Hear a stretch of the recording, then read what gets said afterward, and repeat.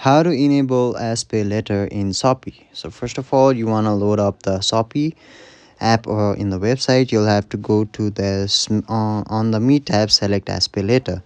So once you do that, another option is activating.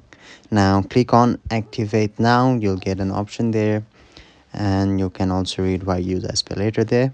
So once you do that, into the third option, you'll have to enter a verification code that would be sent to your phone number via Viber, SMS, or WhatsApp. So you'll have to enter the OTP. So once you do that, simply press on the next section.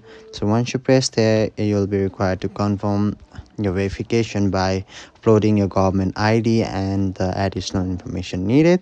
So you'll have to enter or upload the ID that will clarify your gender, nationality, date of birth, and other your personal information or details, and probably. And then into the next step, you'll have to go ahead with start your facial verification. You'll have to undergo the facial verification process. So for that, it will take your facial selfie or your facial verification.